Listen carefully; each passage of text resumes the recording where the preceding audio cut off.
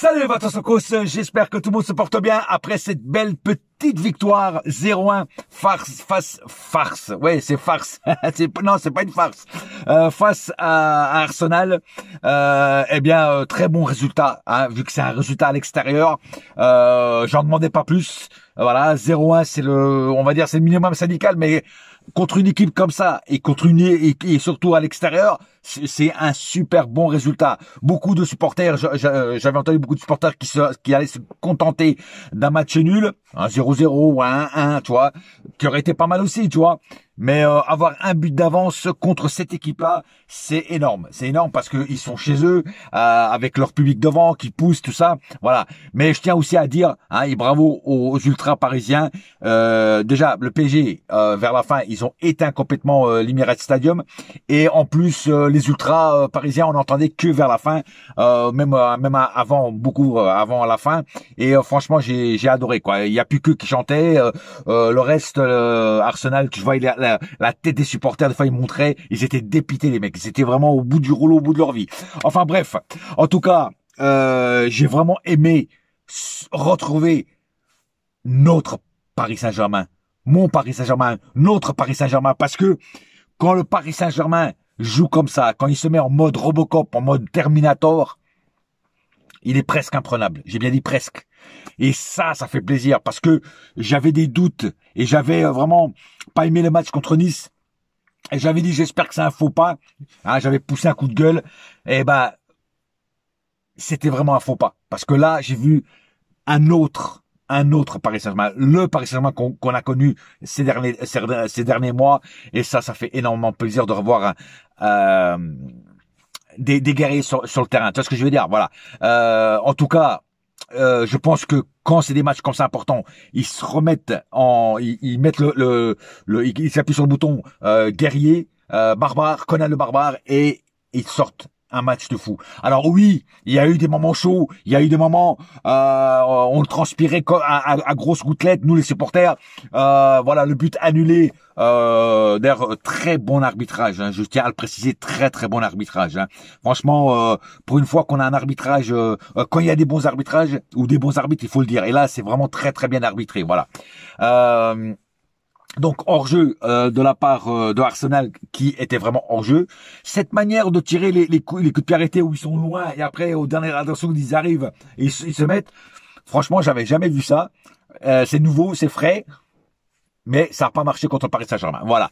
En tout cas, comme je disais, première mi-temps, évidemment, on les dominait vraiment très fort. Et, ils bougeaient pas beaucoup, ils faisaient pas beaucoup de choses.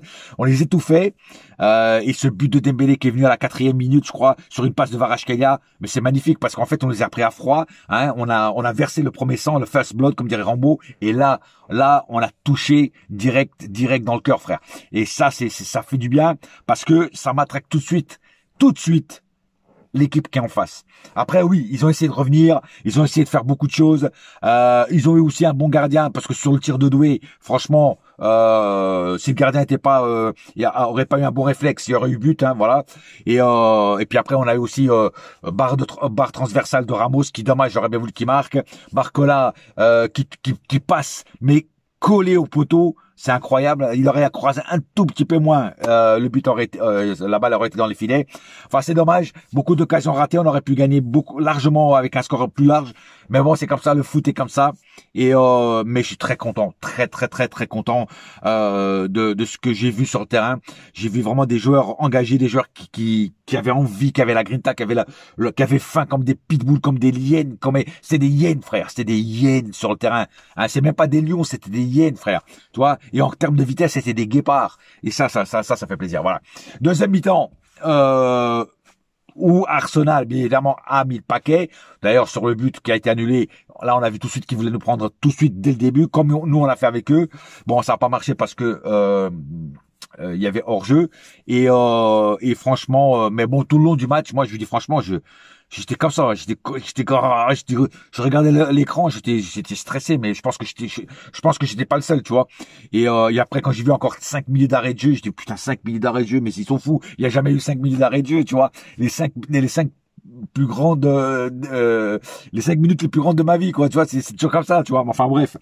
En tout cas, on a réussi à finir le match à 0-1.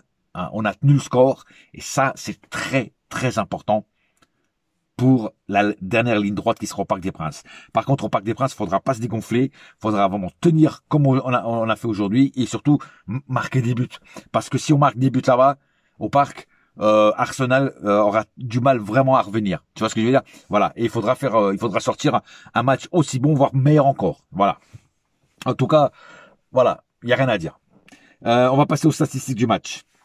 10 tirs du côté Arsenal, 11 du côté PSG. Tu vois, ça se vaut hein, en termes de tirs. Hein. 5 tirs cadrés du côté Arsenal, 4 de notre côté. Tu vois, nous, on a eu moins de tirs cadrés. 47% de possession côté Arsenal, 53 du côté PSG. On a eu plus la possession et ça s'est vu hein, d'ailleurs. Que ce soit en première ou en deuxième d'ailleurs. Hein. 390 passes du côté Arsenal, 435 du côté PSG. En termes de passes, pareil, ça se vaut. Hein. Bon, tu vois, c'est deux équipes qui sont pratiquement de la même force, tu vois. 83% de possession côté Arsenal, 85 du côté PSG. Encore une fois, on est très près l'un de l'autre. 15 fautes des deux côtés, comme ça il y a pas de jaloux. Voilà, 2 cartons jaunes des deux côtés, il y a pas de jaloux non plus. D'ailleurs, les cartons jaunes côté parisien, c'est Hakimi et Neves et ils me faisaient très peur autant l'un comme l'autre. Pourquoi? Parce que ils étaient très agressifs sur le porteur du ballon et donc ils faisaient des fautes un petit peu trucs. L'arbitre a été quand même très cool sur ce point, surtout sur Neves parce que Neves était très brutal en essayant de reprendre le ballon à l'adversaire. Il y a des moments où j'ai eu peur qu'ils se prennent un deuxième carton jaune et donc 2 cartons jaunes égale 1 carton rouge. Mais ça l'a pas fait et c'est pour ça que je dis que l'arbitre a été quand même très très cool et très ouvert d'esprit. 0 carton rouge des deux côtés. Encore une fois, ça fait 3 trucs qu'on est égalité. 4 hors-jeu du côté Arsenal, 1 du côté PSG. Donc c'est très bien joué de notre part.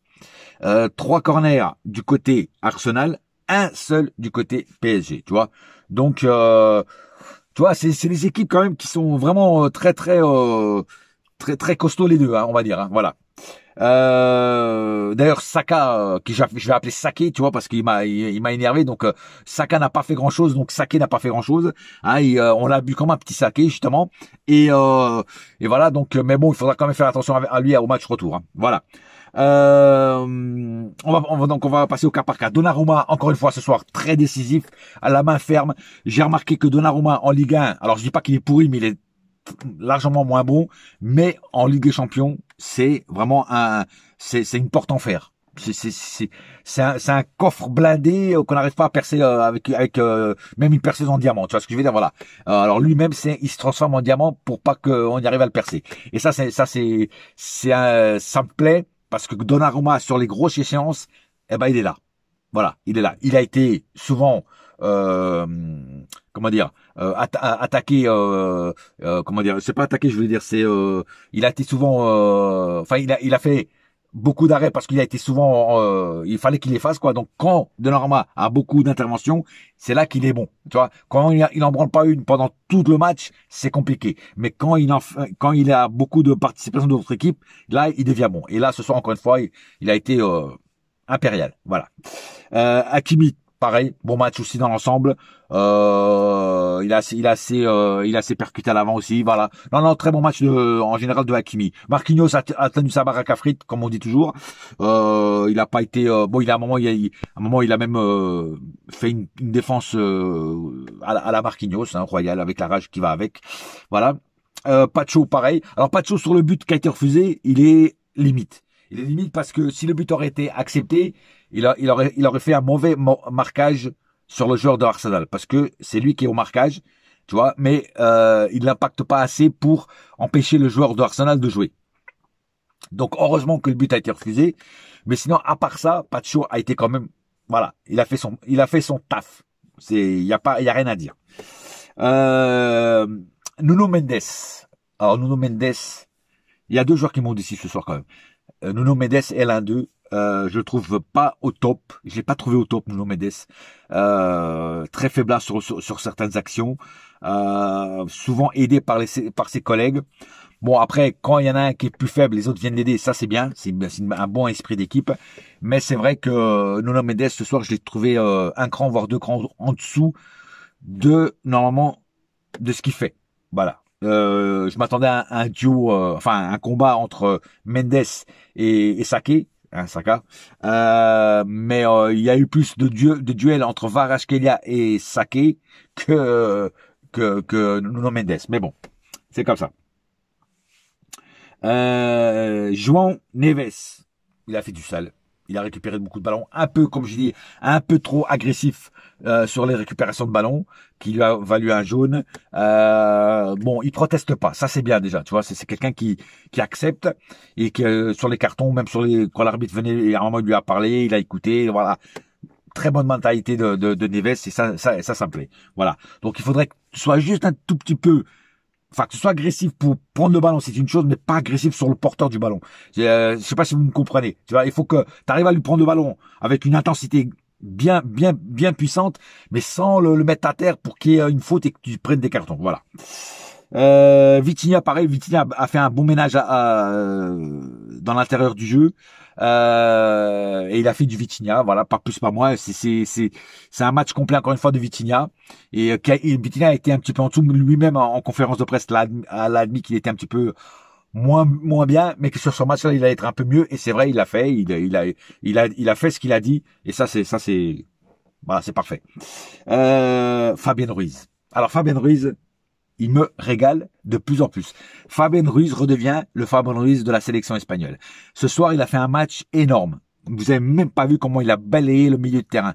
Il a nettoyé le milieu de terrain. Il a mis tout le monde à l'amende. Il récupérait le ballon. Il allait devant, derrière. Il était partout. Fabien Ruiz, dernièrement, c'est, je sais pas, c'est un taureau. C'est un taureau dans l'arène. Voilà. Comme il est espagnol, je vais utiliser ce mot-là. C'est un taureau dans l'arène. Et c'est un gros taureau de 600, 700 kilos, 800 kilos. Tu vois, c'est vraiment un monstre. Voilà, c'est calme de dire, c'est vraiment un monstre. Non, Fabien Ruiz, dernièrement, c'est plus le même Fabien Ruiz, il s'est métamorphosé d'une manière, mais un truc de fou, quoi. Voilà. Donc c'est vraiment, ouais, ça fait plaisir de le voir comme ça. Parce que quand il jouait mal, quand il était pas là, ça me faisait chier parce que je savais qu'il avait un niveau. Et quand tu le voyais jouer comme merde, ça me faisait chier. Et là, franchement, il a retrouvé son niveau et ça fait plaisir. Il est vraiment, voilà, il est impacté dans le fond de jeu. Non, il a la rage de vaincre et ça, c'est magnifique, c'est magnifique. Le deuxième joueur qui m'a déçu, c'est malheureusement mon chouchou, c'est Désiré Doué. Alors Désiré Doué, ce soir, je l'ai pas trouvé trop impactant dans le match. À part son tir sec, où le gardien d'Arsenal a eu la main ferme aussi, il a dévié. Mais à part ce tir-là, je l'ai trouvé moins concerné, moins décisif, moins dangereux que sur d'autres matchs. Tu vois ce que je veux dire? Voilà, quand c'est Doué, j'attends toujours beaucoup plus. J'attends un match phénoménal de Doué, tu vois. Et ce soir, Doué n'était pas vraiment au rendez-vous. Voilà. Alors, ça arrive d'avoir des coups de mou. J'espère qu'au parc, il sera plus impacté dans le match, qu'il apportera plus de puissance, plus de dangerosité devant les cages de l'adversaire. Mais ce soir, j'ai trouvé moins impactant quand même dans l'attaque, on va dire. Dembélé a marqué son petit but à la 4e minute. Dembélé encore une fois décisif. Je crois même qu'il tire avec son mauvais pied. Ce mec, c'est un mystère. Et je parle pas de la glace, hein, qui a le même nom. C'est un mystère.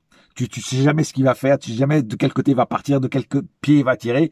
Mais ça, c'est très bien pour les joueurs qui sont en face, les défenseurs, parce qu'ils savent jamais ce qu'il va faire, le mec. Il peut te sortir un lapin du chapeau comme il peut te sortir un éléphant du chapeau. Tu vois, c'est un truc de fou. C'est un truc de fou. Voilà.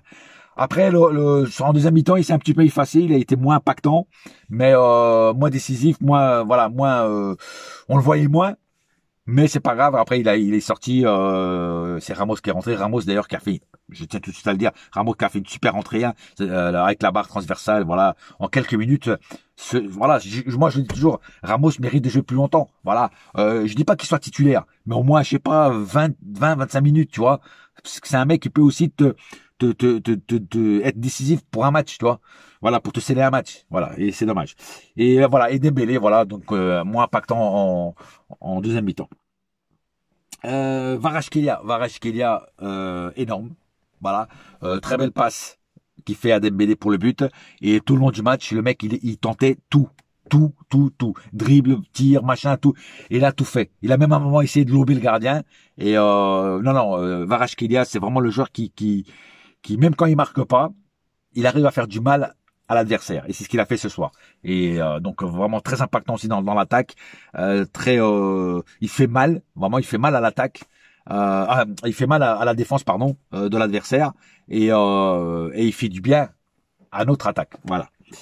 La rentrée de Barcola n'a pas été mauvaise non plus. Il a failli marquer aussi. Ça s'est passé vraiment collé au poteau du gardien de Arsenal. C'est un petit chouïa moins croisé. Ça aurait été impeccable. Mais bon, voilà, c'est comme ça. Mais on peut pas dire qu'il a fait une mauvaise rentrée. Je trouve vraiment qu'il a été plutôt assez bon dans sa rentrée. Ramos, j'en ai parlé. Voilà, donc c'est tout. Zaïre Emery est rentré vers la fin, mais trop peu de temps pour parler de la rentrée de Zaïre Emery. Voilà, donc pas plus à dire sur ce match.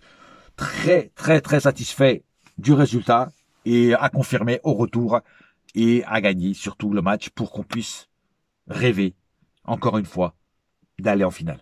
Voilà. Sur ce, un seul cœur, un seul club, c'est Paris ma gueule. Yes, my friend. Et la saga continue. Et n'oubliez pas une chose, la veille du match, je referai un avant-match live comme je fais d'habitude. Voilà, pour des matchs comme ça très importants. Voilà, allez. Bouya!